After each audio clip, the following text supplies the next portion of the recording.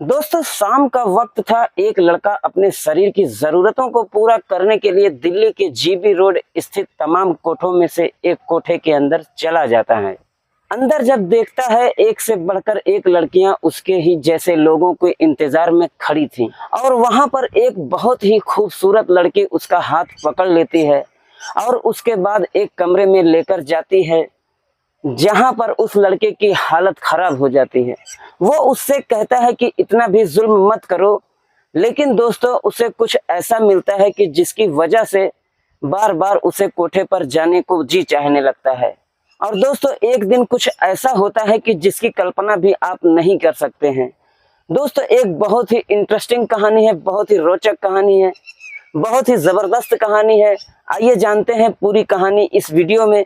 लेकिन वीडियो में आगे बढ़ने से पहले बस वही एक छोटी सी रिक्वेस्ट कि वीडियो को लाइक कर दीजिए और चैनल को भी सब्सक्राइब कर लीजिए ताकि हमारा हौसला बढ़ता रहे।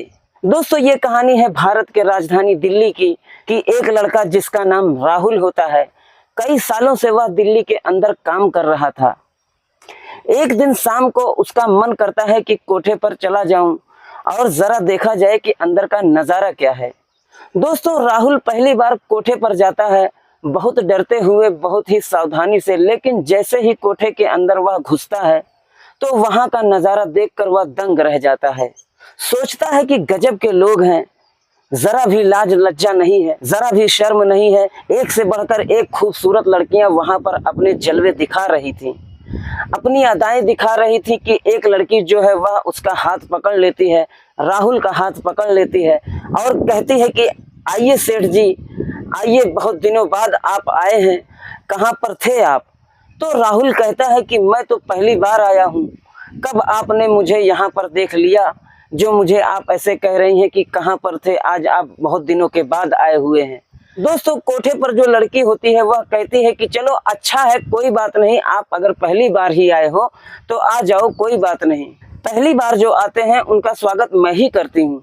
तो वह किसी से फोन पर बात कर रही थी, 20,000 नाजरा इसको देख ले और उसके बाद जल्दी भेज, संडे का टाइम है, बहुत भीड़ है। अब दोस्तों जैसे दरवाजे के अंदर जाता है, डरा तो पहले ही से था, उसे कुछ समझ में नहीं आता है कि पैसे कौन लिया और मुझे यह कहाँ भेज दी और यहाँ पर क्या चल रहा है। लेकिन दोस्तों अंदर जो लड़की बैठी थी उसे कहती है, आइए सेठ जी, क्या चाहिए आपको। दोस्तों जैसे ही आवाज राहुल उसकी सुनता है, उसका चेहरा देखता है, उसके पैरों तले जमीन खिसक जाती है। वह चेहरा कुछ जाना पहचाना लग रहा था और वो आवाज भी कुछ सुनी सुनाई सी लग रही थी। वह उसे गौर से देखता है, उसके समझ में नहीं आता कि क्या कहूँ, और यह सोचता है कि कहीं इसके नजर में तो मैं कहीं जाना पहचाना नहीं हूँ। लेकिन ऐसा कुछ नहीं होता है। लड़की की तरफ से कोई हैरानी नहीं थी तो वह इत्मीनान से बैठ जाता है। राहुल उससे कहता है कि क्या नाम है आपका।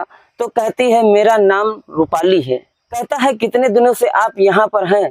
कहती है बहुत दिन हो गए हैं, क्या करोगे आप जानकर। लेकिन दोस्तों फिर भी अब उसके दिमाग में एक अलग ही बात चलने लगती है। कहता है कि अब मैं जा रहा हूँ।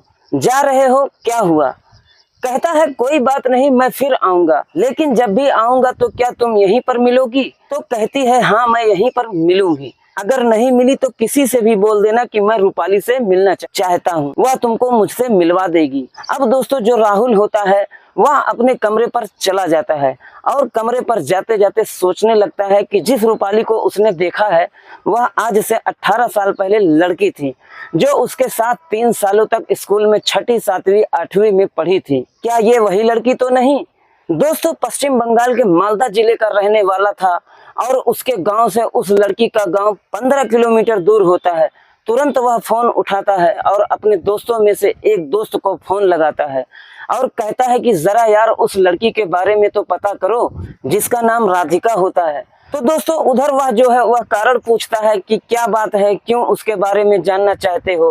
बोलता है नहीं ऐसे ही, तुम जरा पता करो। अब दोस्तों वह पता करने की कोशिश करने लगता है तो उसको बताता है और उसे पक्का यकीन हो जाता है। दोस्तों राधिका सन 2002 से गायब थी, उसका कोई अता पता नहीं था। अब जो है वह उससे बताता है कि क्या हुआ, तूने कहीं उसको देखा है क्या।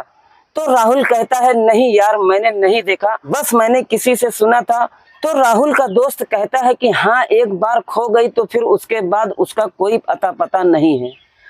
अब दोस्तों उसका शक यकीन में बदल जाता है और उसके बारे में सोचने लगता है। सन 98 से 99 2000 में 3 सालों तक 6ठी 7वीं 8वीं में यह लड़की राहुल के साथ पढ़ी थी।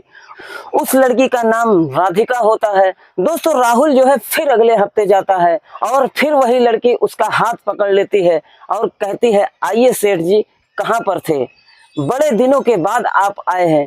तो राहुल कहता है कि तुम्हारा एक ही डायलॉग है क्या, मैं तो अभी पिछले हफ्ते ही आया था, तुमने तो 2000 से 4000 बताया है, मुझे रूपाली से मिलना है। तो कहती है, अच्छा ठीक है, 1 मिनट का टाइम मुझे दो तो फिर मैं तुम्हें उसके पास पहुंचा देती हूँ। दोस्तों वह 1 रुपए ले लेती है और उसके बाद उसे रूपाली के पास पहुंचा देती है। रूपाली एक कमरे में बैठी थी, जैसे ही वह उसको देखता है खुश हो जाता है।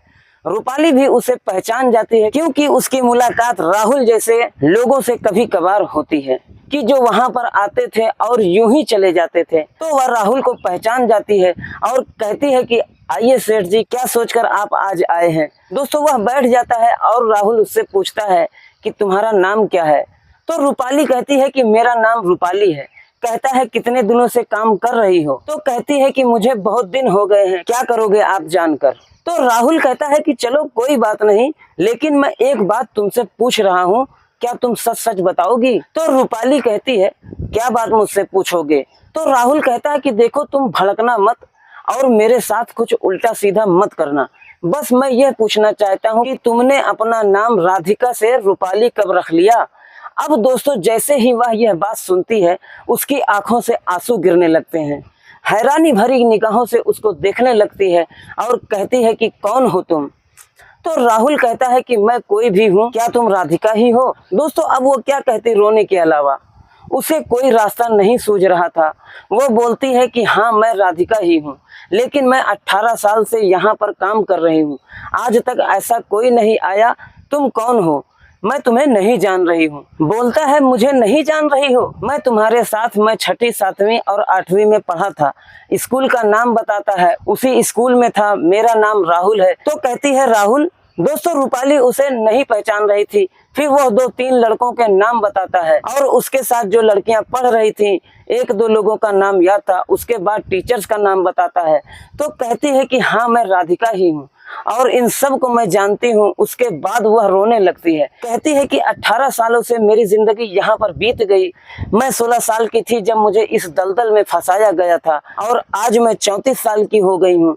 रूपाली कहती है कि मैंने तो उम्मीद ही छोड़ दी थी कि इस जन्म में भी मेरे अपनों से किसी से मेरी मुलाकात होगी। क्या तुम्हें भी मेरे माँ बाप के बारे में कुछ पता है, क्या वह जिंदा है, क्या तुम्हें मेरे भाई बहनों के बारे में भी पता है, वह गाँव कैसा है, वहाँ के लोग कैसे हैं। राहुल कहता है कि सब ठीक है, तुम्हारे माँ बाप भी ठीक है और तुम्हारे भाइयों और बहनों के बारे में तो मुझे कुछ पता नहीं, लेकिन जब माँ बाप अभी तक हैं तो भी ठीक ही होंगे। अब दोस्तों राहुल उससे जानने की कोशिश करता है, उससे पूछता है कि तुम यहाँ पर कैसे आई। तो रूपाली कहती है कि मुझे खुद नहीं पता वह यहाँ पर कैसे आई, बस इतना ही पता है कि मैं स्वेटर बनाने के लिए ऊन खरीदने जा रही थी और तैसे ही एक कार मेरे पीछे आती है और मुझे कार के अंदर खींच लिया जाता है, जिसके बाद कितने दिन कितनी रातें गुजर गई मुझे खुद नहीं पता कि मैं यहाँ पर कैसे आई और मेरे साथ क्या क्या हुआ। 6 महीने तक तो मैंने सूरज की रोशनी तक नहीं देखी, उसके बाद मैं यहाँ पर लाकर पटक दी गई, तब से मैं यहीं पर हूँ। मेरे साथ क्या क्या हुआ मैं तो तुम्हें क्या बताऊं। यहाँ पर जितनी भी लड़कियां हैं सबकी बस यही कहानी है, कुछ ना कुछ मेरे जैसी है। हम सारे लोग जब भी फुर्सत में होते हैं तो एक दूसरे का दुख बांट लेते हैं, बाकी तो आप जैसे लोग वह तो दिन भर आते ही रहते हैं। फिर राहुल रूपाली से कहता है कि तुम यहाँ से भाग क्यों नहीं जाती। तो रूपाली कहती है कि जब तक हमारी वैल्यू थी, जब तक मैं 30 साल की थी, तब तक मुझे बाहर निकलने भी नहीं दिया जाता था, और जब अब मेरी वैल्यू कम हो गई है तब जो है मैं कभी कभार बाहर चली जाती हूँ। जब भी जाती हूँ तो कोई साथ में होता है। अब मैं सोचती हूँ जाऊं भी तो जाऊं कहाँ, अगर मैं अपने गांव जाती हूँ तो मेरे माँ बाप की बदनामी होगी, तो इसलिए मैं भागने की कोशिश भी नहीं करती हूँ। हालांकि जब भी जाती हूँ कोई ना कोई साथ में मेरे जाता है मेरी निगरानी करने के लिए।